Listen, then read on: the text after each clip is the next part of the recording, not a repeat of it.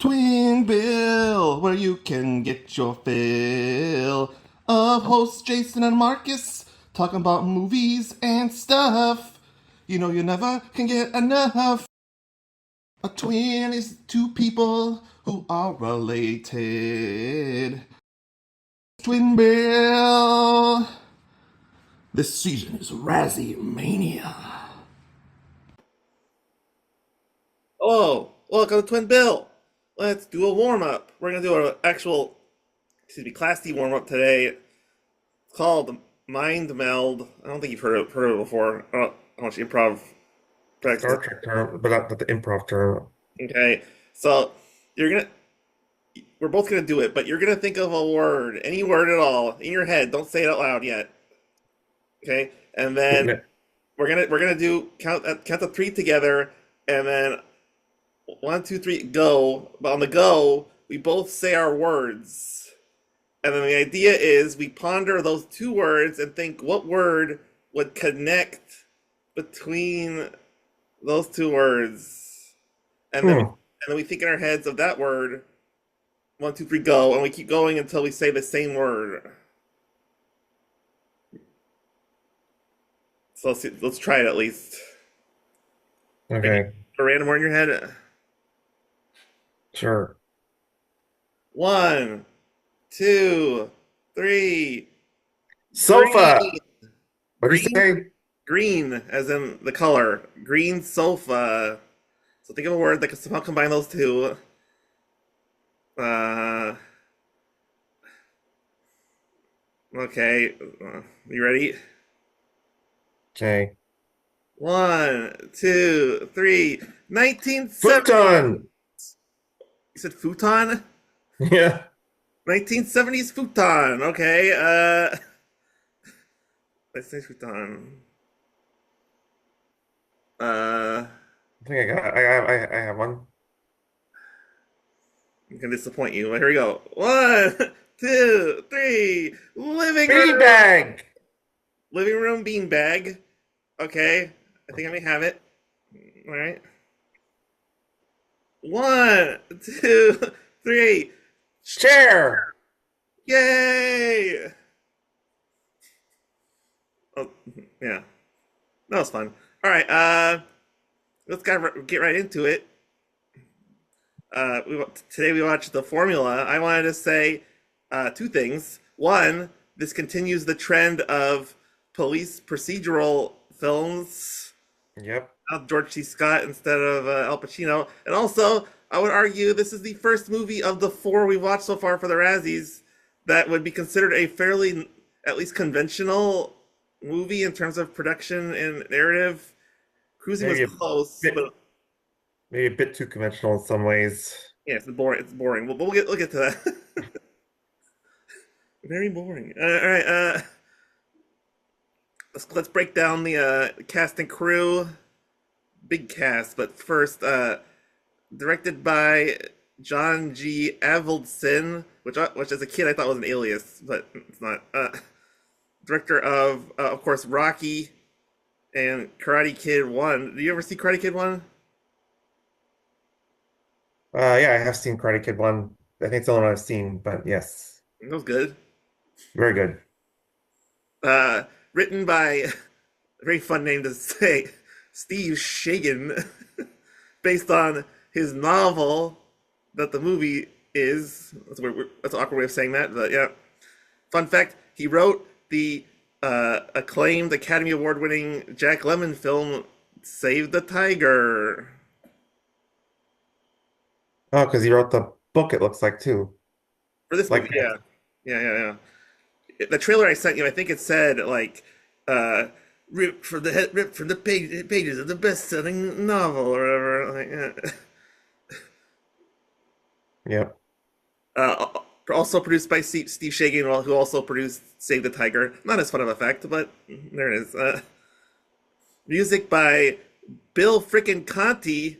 I didn't recognize any Conti-esque themes in this movie. Of course, did Rocky. Do you know what movie he won his Oscar for? Bill Conti? It's not Rocky. Did you do Back to the Future or something? No, I probably think someone else. That I can't remember his name. But no, he did the right stuff. Never seen it. I want to at some point.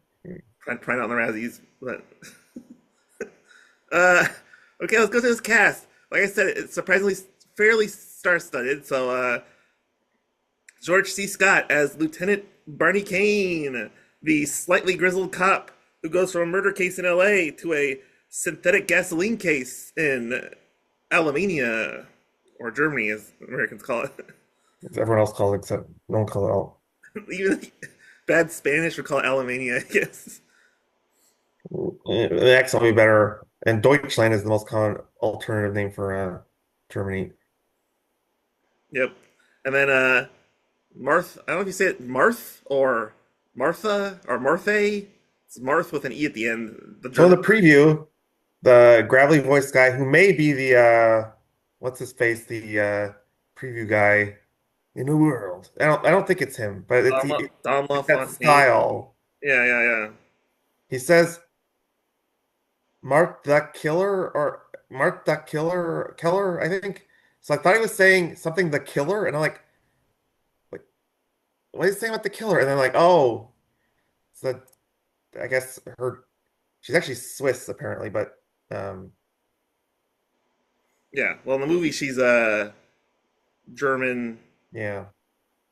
descendant of Nazis who becomes George C. Scott's guide slash lover. Very similar role to what she played in Marathon Man. It's Dustin Hoffman's double Yep. agent girlfriend. Yeah. And then we have in the most embarrassing part of this movie, Fat Marlon Brando as Adam Stifle, a mumbly and very fat, corrupt executive who has a vested interest in this fake oil, you say, or as he would say it, we're going to fake oil. Rah.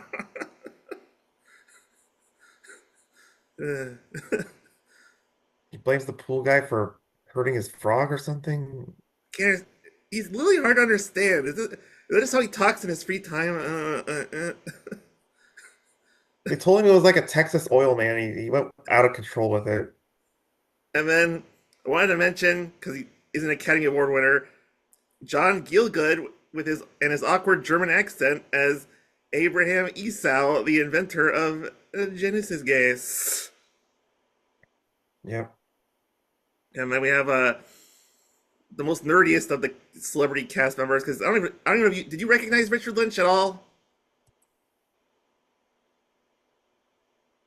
The the evil German at the beginning who's old at the end.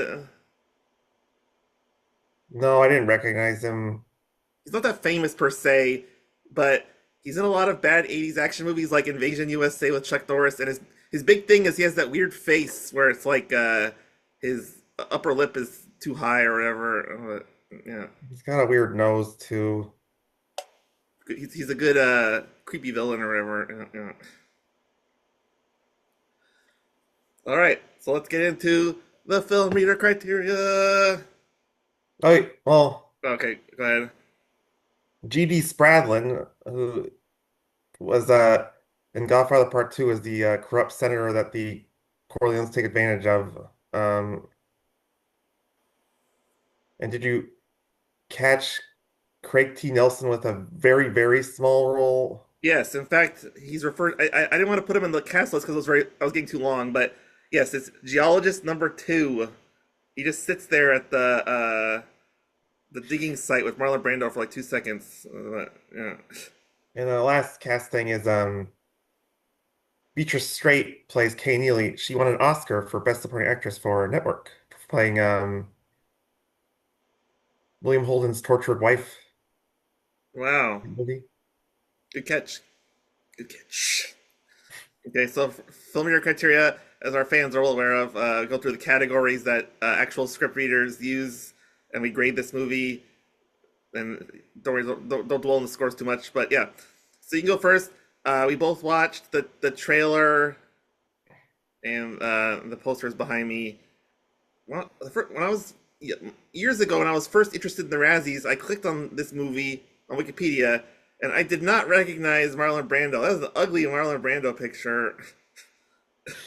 Especially old Marlon Brando. He kind of changes his look. You cannot. I mean, it's just naturally. You didn't. You could see. I guess you could. Yeah, he's not that different looking from like on the waterfront, where like it's unrecognizable. But No, but I mean, definitely. I mean, he even gained a like lot of weight too.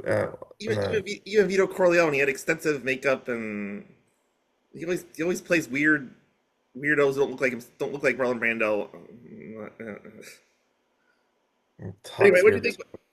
If you if you had to grade a scale of 1 to 10, how effective the trailer slash taglines were, what would you give it? I give it a solid 7 because I'm actually a big George C. Scott fan. I've seen some of his his less famous stuff. And I've liked that too. I like how I like how he acts in all his movies, and to a certain extent, this movie too. Um, so and then it's kind of Brando versus Scott and a killing thing. The oil thing is confusing in the preview, and it's even more confusing in the movie. So that part kind of drags out to a 7, but strong potential from the preview for a buckle in for a murder George C. Scott versus Marlon Brando. I kind of I like the trailer. I'm gonna have to go a lot lower. I'll give it like I'll kind of give it like a 4. But I did not care. This is in the taglines and in the trailer where it's like, especially in the trailer when they show the oil derrick and they're like, "Oh, it's the one thing America is obsessed with is oil," and then and they act like it's an action movie, and they mostly just show the George C. Scott and Marlon Brando both being fat and sitting in a room talking to each other, and Well, they they only have three scenes of suits from Marlon Brando. I don't know why they did that way. okay, but I'm just saying the trailer hinted how boring the movie was, and then they only had one action sequence to show, and it was George C. Scott jumping to save the kid, but it didn't look that good. So it just seemed like it wanted to be an action movie or an important and like societal issues, and I thought it failed at all those, but whatever. Yeah. Okay. I'll go first. So let's talk about the characters, how developed and believable they are. This is kind of loaded because if it was just George C. Scott, that's a really high score because George C. Scott's an excellent actor. He could play a authority figure with an underlying warmth, like he did in the Christmas Carol and a bunch of other things. Patton even, and then the Europeans are kind of plot devices, not great characters, and Brando was embarrassing to everyone. So I'll give it like a 6 because Scott really gives his all, and everyone else is terrible. Yeah, this is even though I said how much I like George C. Scott and I like George C. Scott in this movie, in terms of characters, and it kind of plays out in the scenes too. They're really playing on stereotypes, I would say. And I guess we'll get to the screenwriting in a minute, but I think Steve Shagan sacrificed his character development for getting his themes across about how evil big oil and rich corporate jerks are in general. So then it's kind of George C. Scott kind of just this stereotype of a hard-boiled detective, and Marlon Brando's stereotype of a rich jerk off who's is so important to make money that he kills people for it. Uh, and there's not much in work of supporting characters. Mata Killa, or however you say her name, I don't know. She's kind of damsel in distress, even though she ends up being this killer, slash terrorist or whatever. Well, yeah. Well, just to interrupt, sorry, but they also had a hard time establishing her as a love interest to George C. Scott. I did not believe No, that. there's no. Yeah, yeah. They. I kind of thought they were just good friends throughout the time, and then he says, "Why would I sleep? You just talk Sleeping to. with you wasn't part of the plan," or something He's like like, that. You talk to me to get me in the bed? Is that what you do? Or something like that. Yeah, this big monologue. So Yeah, uh, it's bad. I give it a two or whatever. It's just they don't really develop at all, really, and they fit into things you've seen before, which is a big problem yeah. with this movie. I was just to build on what you said. This movie is very much like a almost like a TV movie of a Law and Order episode. It's a police investigation that then goes to Europe. So it's like, yeah, it gets very cliched in the characters, especially. And then you go first. Talk about the dialogue, quality, and the naturalness of it. I'm surprised this was a best-selling book, and part of the reason is the dialogue and the scene structure is, uh, as the reviews kind of elaborate, it doesn't separate itself from anything else in the genre of hard-boiled cop trying to get to the bottom of why his best friend and his best friend's wife was killed, Yeah, and all that stuff. A lot of scenes, like I remember he ends up, and I get characters confused because John Gielgud's character is a professor scientist type, and then there's another guy who's a scientist type, and this other guy, German scientist, he answers his question and says, "No, I never met him." And then George Scott, he said this, I felt like he said this like five times, like, "I'm tired of you feeding. Why don't you stop feeding me bullshit and tell me the truth?" yeah, It's like, oh my God, I keep saying this, and this repetition uh, is a problem. So again, a two-ish for that. yeah. I go so far as to give it a one because I don't remember getting much enjoyment. No, wait, I'm going wait because yes, the whole movie is bad with dialogue. It's very forced. It it somehow serves the plot, but also takes too long, which is like a mystery to me. But I have to go a little more positive because, like I mentioned before, George C. Scott, God bless him, takes his time and he gives good line readings, and it's not all bad with him at least. So I give it like a three. So yeah. It's still not good, but yeah. All right, time for the structure plot section, which means the structure plot worksheet.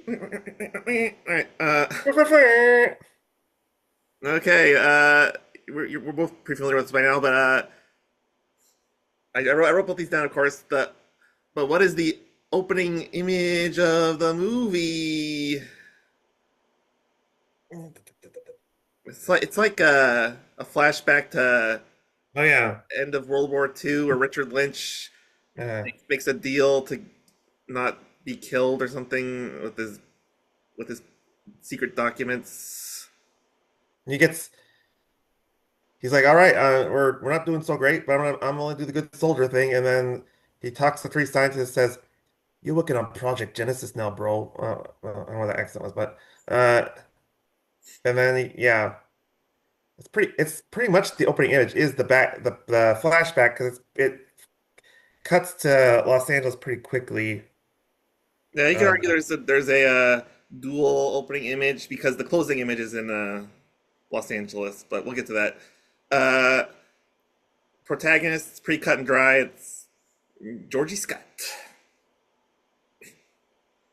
I mean, the weird thing about the protagonist thing, because he's not going to come up very much in this conversation, because he's like a non-character, is the semi-socially conscious Asian new police partner. He doesn't go to Europe, and he briefly shows up at the end. It's kind of weird. Uh, yeah,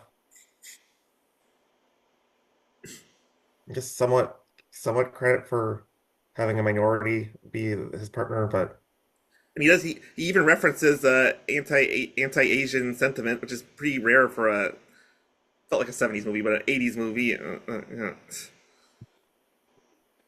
which was right. written by the author of 1979 novel. So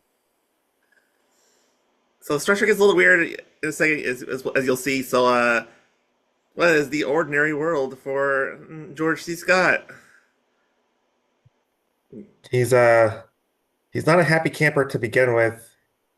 He recently got divorced, and he gets limited time with his son, and he actually has to burn a day with because he gets a split custody, and he burns a day with his son to have to investigate the murder of his best friend. So he wasn't happy to begin with, and then his best friend gets murdered, which causes away from his son. So he's he's kind of happy and just not happy and disgruntled to begin with, and it kind of goes up once the murder happens, which gets him started. Yeah, and it's interesting because I think all three of the movies he did before this are sort of like the typical have a in theory at least a happy or happier ending at the end. This movie's a little weirder because the sort of first act thing that shows how to improve George C. Scott's life is getting sucked into the murder. So it's like it's not so much to improve his life, I guess, as to like, you know, give his life a grander scale. He's very loyal to this Major Tom Neely. So when he gets murdered, he puts it upon himself to solve the case to an extent where it pisses off his boss, and like again, which is also very typical of cop movies. Yeah. And you basically said it. The thing that like changes his life and sucks him into the events of the movie is that well, he's investigating the murder and he finds a newspaper and the dead guy wrote Gene, and George C. Scott thinks it's like a guy named Gene. A much more boring movie, but Somewhat clever. It was ended up being for Genesis, the program, but yeah. So then, because he figures out that Genesis is a German thing, he's able to go to Germany with a with the cooperation of Interpol. Yep.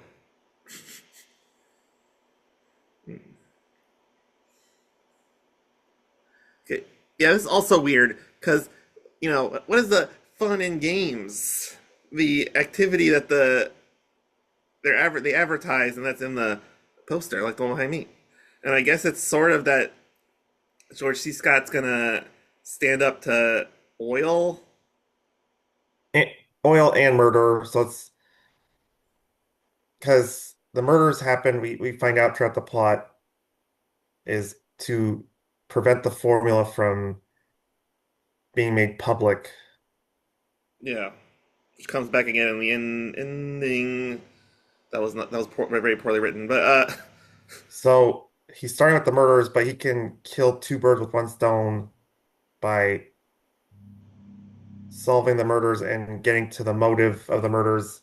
And then and then second half to end of the movie, George C. Scott's goal is to get Genesis out to the public. Yeah. weird thing about the poster is, this classic movie thing where it's like, X versus Sever or Deadpool and Wolverine or whatever. It's like, we're gonna get Marlon Brando versus George C. Scott, but Marlon Brando doesn't go to Europe. I'm gonna stay behind in America, Barney. Lieutenant Kane. So it's more of the symbol of Marlon Brando more than like, because I mean they do have the confrontation at the very end, but that's sort of after it's sort of a denouement on the movie, kind of, but which we'll get to, I guess. Weird poster, but I guess I don't know what else you'd advertise, I guess, and they're two leads. Yeah, they do the black and white thing to make it more gritty looking, but I I thought I'd be in a prison or something the way that it's lit, but Yeah, that'd be a better movie. Papillon with George C. Scott and Marlon Brando. Not that I've seen. I don't. I mean, yeah. Anyway,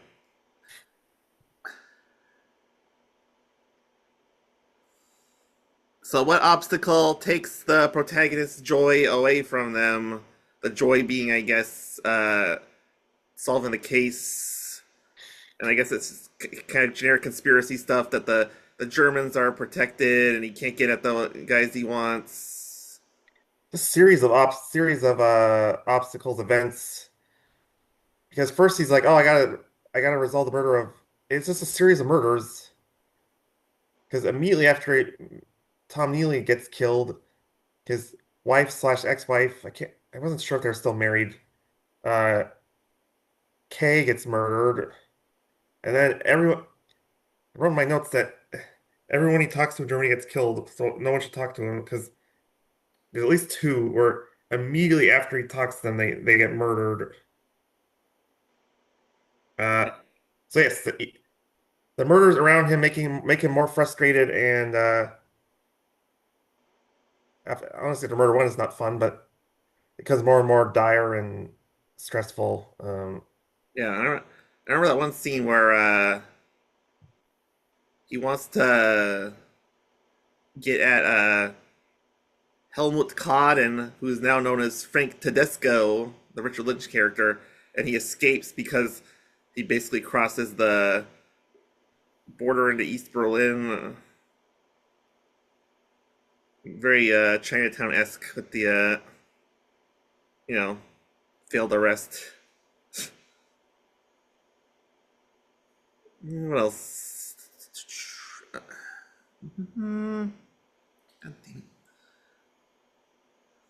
Oh yeah, so you probably explain this better than me, but the motivating action that allows him to overcome the obstacles and get his goal. You know, it's a series of events, but he meets John Gielgud. He gets his hands on the formula, and then I mean, eventually he gives it to the slightly slightly less evil Swiss government guys. No, I didn't fully understand the plot in that regard. For as boring as it was, the plot got way confusing. Um, I don't know how he survived, to be honest, because like a lot of action movies, he'll storm the castle or of like the bad guy's lair and kill everyone and or something like that. He just this girl's the whole time is not who she says she is, but he manages to just kind of hang out with her and nothing bad happens to him. And then the formula he gets from John Gielgud is a fake, but then he somehow gets the real formula and sends it to the Swiss by the end of the movie. Yeah, I don't. And his relationship with the Swiss was weird because he doesn't talk to him for most of the movie. He gets chocolates from them. That gives him the idea to give them chocolate, which didn't make sense either. But chocolate as Genesis metaphor or something. He just got the idea because he got chocolate coins at some point. I don't know. It was weird because the Swiss did. Yeah, they didn't portray the Swiss as either the heroes or the anti Marlon Brandos. They were just less murderous than the Germans, which is the story of Switzerland, really. Some big act at the end that the girl kills Richard Lynch's character as General Clauden. And we find out is also a drug dealer or something named Frank Tedesco. Well, I knew that was his alias when he whitewashed himself or whatever. But yeah, Because you're very she guns confusing. him down and runs into East Germany because they do that whole murder confrontation at the border of East and West Germany. I don't Wow. know why she did that, and I guess she's a communist or something, so she for safety or something. I don't know. Like, yeah, I don't even know how valid that is that you can't be extradited from East Berlin, Then but they say, "Well, you think she'll live?" Because he's talking to Hans Lehmann, who's his contact, like his cop contact in Germany, mhm. and he's like asking him, "Do you think she'll survive?" And she's like, "Oh, as long as they'll eventually kill her." But no, and I'm like, "What is it?" Just more confused. Yeah, so anyway, convoluted thing happens and he gets the formula and then we get to the end of the movie, the alleged big scene that we're waiting for where George C. Scott confronts Marlon Brando. It was weirdly polite and awkward for a star-studded fight scene or whatever, but So yeah, so George C. Scott, Well, he he does tell him, if I didn't have a kid, I'd kill you right now. yeah, but the pacing of the pacing of Brando's acting did not convey the seriousness of the situation, the story of Marlon Brando's career. But so yeah, as we said, George C. Scott has the big reveal that he double crossed, or not even double crossed, just escaped Marlon Brando's grasp and gave away the formula. And George C. Scott leaves, and then we get the very exciting one-sided phone call scene where Marlon Brando gives anthracite to the Swiss to delay the release of Genesis by 10 years. Okay, yeah, that was weird. Yeah. And then our closing scene and the closing image is Asian cop comes back with George C. Scott, and they're like the case is over, and then Asian cop says like, "Do you think the fake gas will work or whatever?" And then George C. Scott's like, "I don't know, something cynical," and then walks away, and it freeze frames on a million cars on the 101 freeway because gasoline's important. And those fools will keep buying non-synthetic gasoline for years to come. And then I guess the big question is, do the opening and closing images match? And on a very plot level, I guess it does, because the Nazis had the Genesis formula in the 1940s, and we close on the cars, so it's like very baseline connected to gasoline, but it's not like visually clever twist on the opening and closing image. Like this movie, not very clever. Yeah, So if you had to rate the structure on a scale of 1 to 10, what would you give it? it's gonna be a one. Um, I mean, he does. I guess he does accomplish what he wants. So I guess I should get like, earn higher for that. But then whole oil thing, and then like, there's just so many events towards the end that just couldn't. I'm confused on what happened. So I mean, if this was an art film, I wouldn't mind so much. I don't understand everything that happened, but it's definitely not. Um, Yeah. so yep. I mostly agree with you. I'll give it a little higher. Like a little give it like a two because the ending is a hot mess. Because like we mentioned, we don't understand why George C. Scott did what he did. The Swiss were not explained, and it was just muddily shot and everything. The whole detective case and the thing says Genesis, not Gene, and he goes to Europe.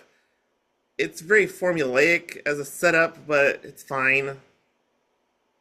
So that part was fine. Mm. I mean, yeah, two's not a good score, so, but yeah, it's terrible, terrible structure. Yeah, yeah. All right, time for a convoluted trivia break. So Genesis in the movie The Formula, I don't know if you heard of it, is a fictional formula that does not exist. Cue the theme. Uh, Transformers are powered by Energon. Transformers power the profits of what toy manufacturer? Hasbro? Correct. Wolverine had adamantium bonded to his skin, like you do, as part of what alphabetically inclined program sponsored by the Canadian government? Project X? Oh, except that Weapon X is a more common name, but yeah. Yeah, I'm wrong, whatever. Yeah. Bexar is a lightsaber proof steel often worn by what warrior alien race in the Star Wars universe? It's Mandalorians? Yes. The lithium crystals power warp engines on Star Trek. What late 21st century scientist invented the warp drive?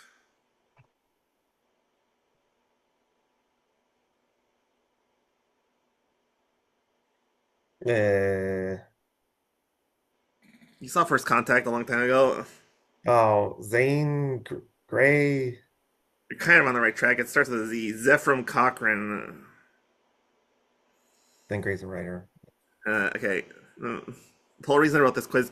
One fictional formula that may be true from MTV's Together is uh, I know my calculus. You plus me equals what? Love. Us. You plus me Okay. equals us. All Not right. wrong. Kind of dumb.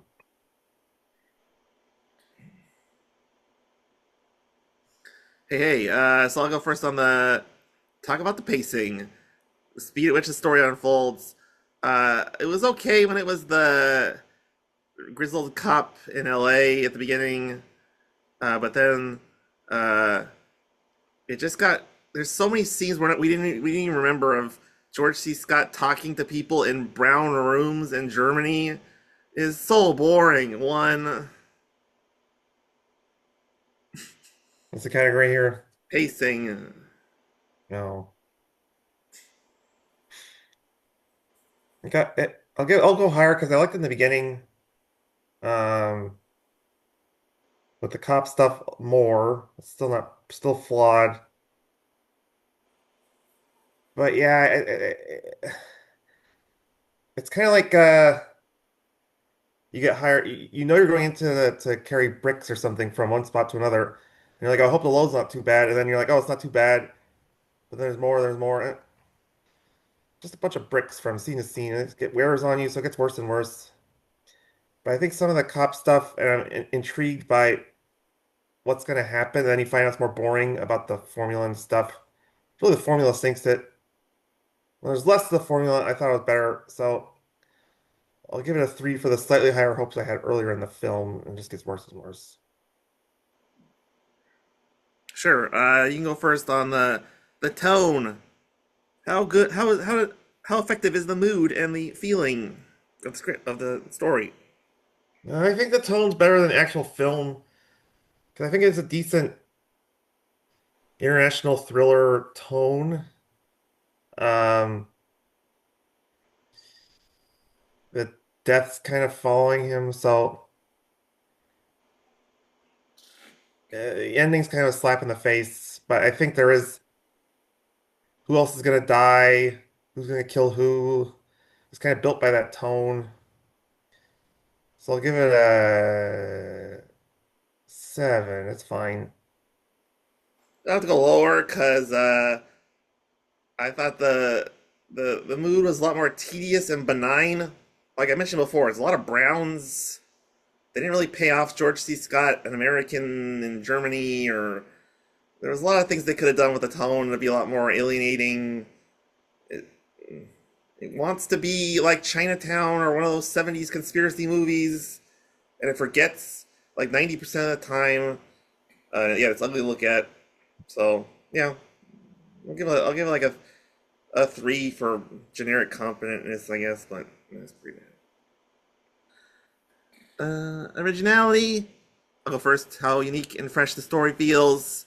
Uh, yeah, this is not great. It's kind of a knockoff of like your movies I haven't seen, like Parallax View or Chinatown, which I did see, I guess. Like it wants to be sort of like this epic conspiracy movie, so it's all kind of rip off. And then the cinematography, the direction, everything is lame. So it's a 1. Category title again. Sorry. Originality. I'll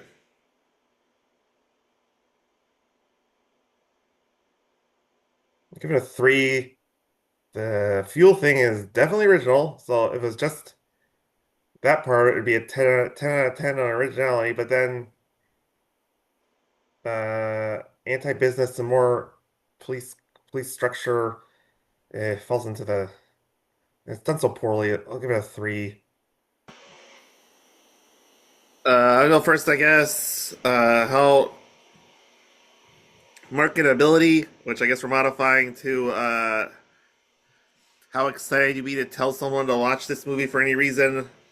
Uh, mild marks for a solid George C. Scott performance, but there's like 10 million of those. And this movie's boring and lacks form. So it would be hard to describe that I watched this movie to anyone, let alone ever advertise it. 1-0.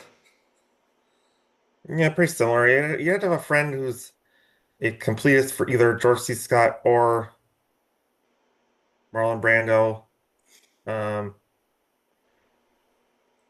you honestly, give your friends a warning if you're like, "Oh, I love Rocky." It's the same director, and like, it's nowhere near as good as Rocky in any way. Um, yeah, yeah. I keep harkening back to this fuel thing. If Shagan could have written the book or movie and avoided the fuel thing, or maybe it would make the fuel thing simpler somehow. Because you need something for a conspiracy for murder, which there are excellent conspiracy movies, multiple of them out in the world. I'm not going to bother trying to list names or anything, but um, Yeah, I mean, Chinatown on a more generic level is not that dissimilar. It's about access to water instead of access to oil or fake oil. You can make an exciting movie about anything if it's exciting. Uh, instead you get George C. Scott as a version of whatever, Mannix, Columbo. Well, Columbo's, I mean, yeah, it's weird because it's not really like Columbo, but then they go for the Columbo ending where he, talks to the bad guy in his office and outsmarts him or whatever. Yeah. oh, just one more thing. I showed the formula to Switzerland. God damn it, Columbo! All right. Zero. Oh, Yeah, okay. And then you go last one. How would you rate the conflict, the presence of a central struggle or tension in this movie? again, it fluctuates. It's not very original, but your best friend gets murdered and his wife gets murdered, and you want to solve the case and you detect the conspiracy. So you can tell George C. Scott's going through something, and there's a big conflict where the pillars of business and oil technology or whatever are conspiring to kill his friends and have no regard for human life if it gets in the way type of thing. Just get back to the involvement of how they did the oil thing is just so dumb. And I guess in a way the title warns you because it is about a formula for a synthetic fuel. When I somewhat credit to the film for when the Olbermann in the zoo explains the science. I think it's actually pretty accurate. So maybe Shagan was a scientist of some kind. Um, Yeah. Same with but yeah. any potential for the George C. Scott murder conflict, which I love George C. Scott and I love movies that revolve around murder, but the fuel thing drags it down. So I'll give it four because I think the conflict was better before again when the stupid oil thing convoluted it in the wrong way. Yeah, I feel a little less strongly about the conflicts movie than you do, I guess, because yeah, on paper, what happens in the movie, it's like the guy gets murdered, and then yeah, like you said, his wife gets murdered, and the evil guys want the oil, but the movie just constantly undercuts any of these plot points. George C. Scott never feels like he's threatened. He spends most of the movie talking to people, and Marlon Brando is a horrible villain because he's fat and huckstery and way too silly if he's going to be the best friend. It's so weird because in the scene at the end where Marlon Brando is fumbling his lines and it's not intimidating at all, in that scene, he has the Asian cop partner of George C. Scott kidnapped in a car downstairs. So they're giving him weapons to be menacing. He's not menacing. So give like a two because you could muster up an argument that there's tension, but The movie does not have tension. All right, let's talk about those Razzie nominations. The Formula lost Worst Picture to Can't Stop the Music. I personally, spoiler alert, would have picked this movie over Can't Stop the Music for worst movie of the year. I think the cinematography, which I actually noted in the scene where before George C. Scott gets permission to fly to Germany, he walks downstairs with a series of stairs with his stifling boss, which is also a Reeves trope, and argues about the case. It looks great. The cinematography is amazing in that scene. So I think James Crabe, is that how you pronounce his name, uh, deserved his nomination for the Oscars. So I put this better than Can't Stop the Music. That was my point. All right. John G. Avildsen was nominated for, but did not win Best Director, which went to Robert Greenwald for Xanadu. The nomination was very fair. I mean, I don't know what Avildsen was doing. Yeah, The Xanadu comparison's odd because one's a kaleidoscopic non-movie and one is a boring regular movie. So, yeah, they're both bad in their own ways. it's the most professional looking of any of the films we've reviewed so far for the Razzies. So I give Avildsen some credit for that. But how the story works, how the story doesn't work, and how bad the oil thing is, that's the director deserves blame for that too. It's not just visually appealing. Um, although I do think when they reveal the scientist he talks to the zoo's dead, I liked how that looked. It's actually pretty good makeup, maybe. I don't know. But yeah, it's fine nominating him. I could see why Xanadu guy won. Yeah, and then Marlon Brando was nominated for Worst Supporting Actor. Uh, I haven't been revealing when something else won, so I guess I won't do that. I will say that it was because it was co-winners in Worst Supporting Actor this year, and I think Brando is by far the worst actor of the three, but the two that won are much sillier and easier to pitch as so bad it's good. So anyway, Brando's probably saved by the fact that he's in three scenes, and one of them's really small, the one at the pool. still, it's just uncomfortable to watch. It's like the intentionality to do that. What do you think of his accent in this movie? It's kind of like a older, toned down version of Stanley Kowalski and Streetcar Named Desire. You saw that, right? Streetcar? Yeah, I guess I could see that. It's very generically Southern. It's not like he It's was very going text. Texas, yeah, Texas oil man, I guess, but not as energetic as he should be. If he, that was weird. Kind of uncomfortable because, like, is this just Marlon Brando putting on weight and slowly dying? Because it's a very turgid performance. If that's the word. I don't know. Yeah, Then he works in LA, I imagine, because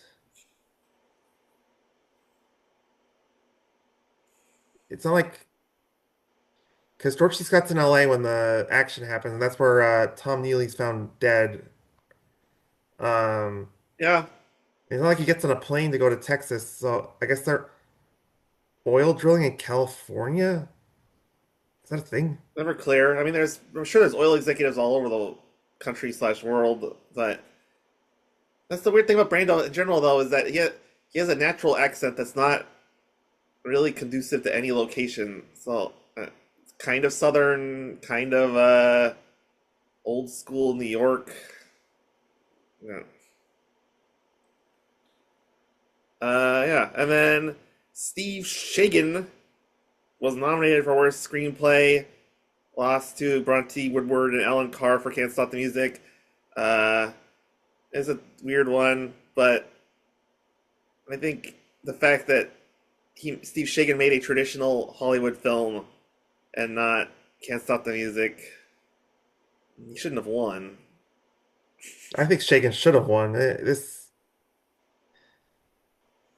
I just can't get. It feels like the worst thing ever. This like maybe it's recency bias, but stupid oil thing bugs me, and the so many confusing things happen at the plot that didn't need to happen. They didn't explain very well why it happened.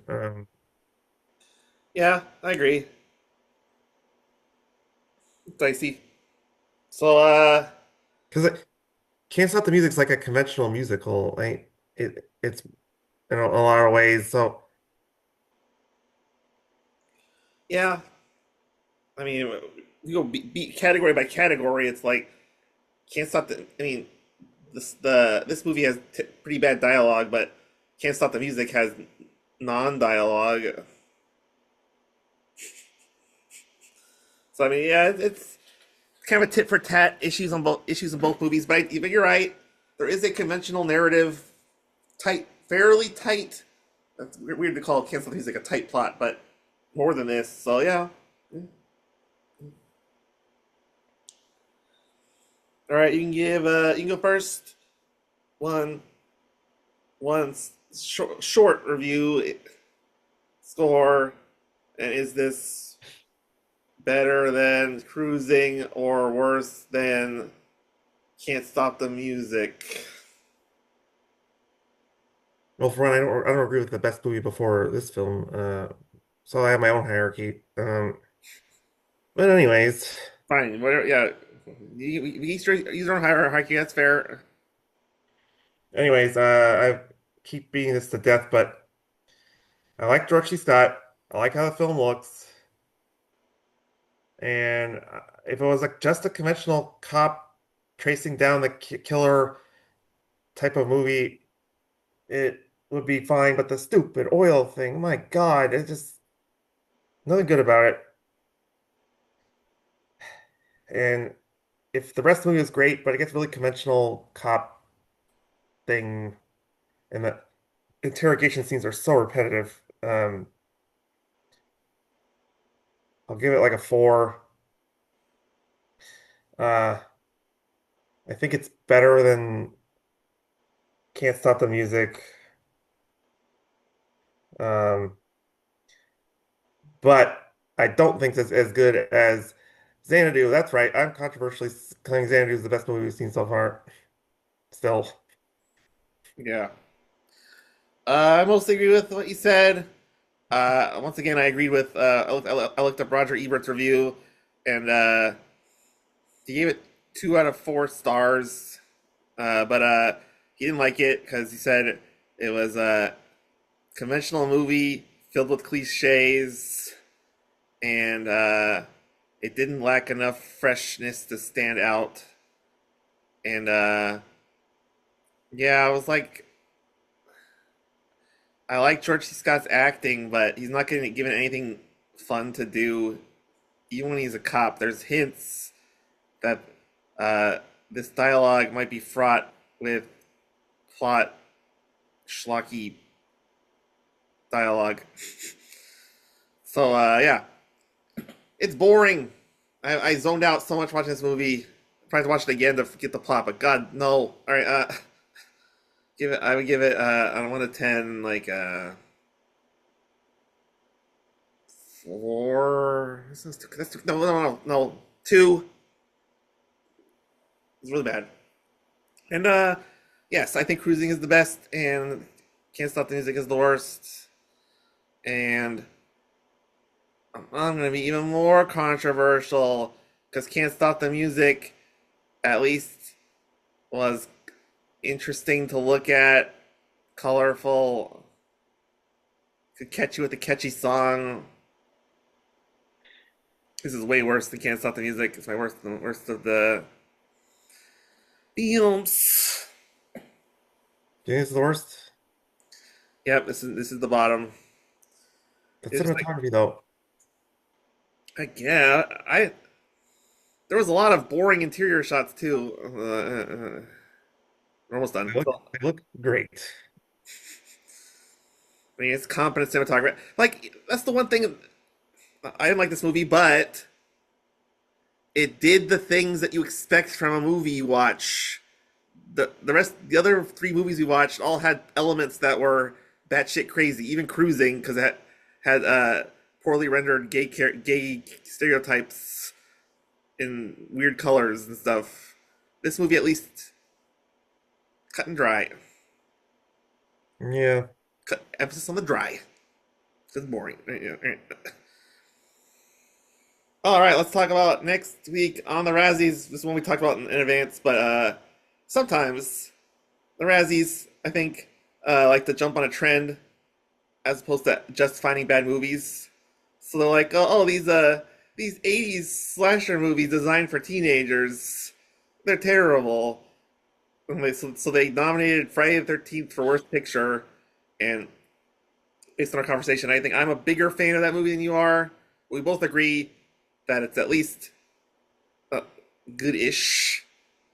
It's clearly the best in the series, and What? it's set the stage for the genre moving forward, and among other films. But You liked it more than Corey Feldman. it was terrible. I liked it. I like You, that. you I, throw Goldberg Shear out a window. How am I going to support that movie? the Cold River jumped out the window. It makes even less sense. I kind of like all those movies. So it's like judging my children, but whatever. So we decided the Razzies did not even bother discussing the worst rated Jason movie because they didn't have enough PR to get notoriety or whatever. So all the way in I think it's 1993 or something.